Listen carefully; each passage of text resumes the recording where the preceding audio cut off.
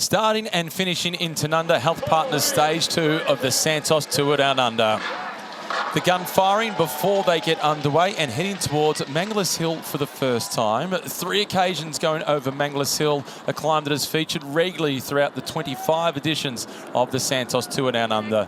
And not surprisingly, the man from the breakaway on stage 1, Fergus Browning of the ARA Australian national team on the attack. Also happening early was a crash back in the main peloton amongst the victims in the fall. The overall race leader, the ochre jersey, Sam Welsford, battered and bruised, but persevering. Across Mangles Hill for the first time, Fergus Browning picking up maximum points ahead of his breakaway companions, Patrick Conrad and Jorg Zimmermann. They got out to a maximum lead of just over 2 minutes. Heading through to the first of the zip track intermediate sprints, it was Patrick Conrad getting the better of Zimmermann as Fergus Browning was content with 3rd place. His big focus was the FX King of the Mountains classification. Back in the peloton, they were being sure not to get distracted by the kangaroos who were drawing the famous grapevines of the Barossa Valley, as it was Sam Welsford's teammates from the Red Bull Bora Harmsgrower squad who were at the front of the field making sure that the break didn't get too out of control. Heading back in through Tanunda, and it was Browning who was leading the charge for another look at Mangles Hill and more points in the race for the FX King of the Mountains classification. For the young Australian on AR Australian national team, mission accomplished. Zimmermann also, though, was content with his time out in front and looking for the time bonuses, a rider who is a contender for the top 10 in the general classification.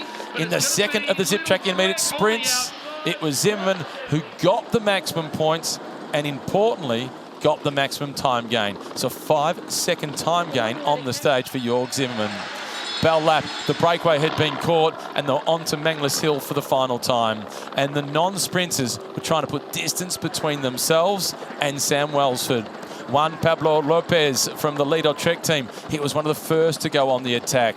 There was then a flurry of responses coming from the peloton as Welsford had teammates back for supports.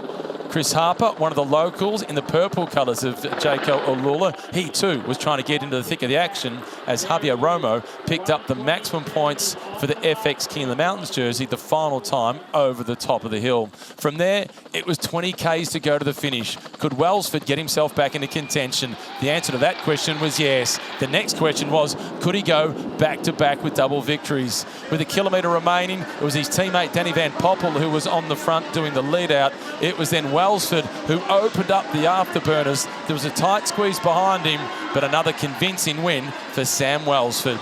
Second position went to Arne Morat of Intermarché Wanty. Rounding out the podium was Brian Coquard, the Frenchman from Cofidis. And congratulations from Noeline, his mother, at the finish line. The whole Welsford family relieved. Another stage victory, and he's on top in the general classification. Welsford will head into stage 3 wearing the ochre jersey.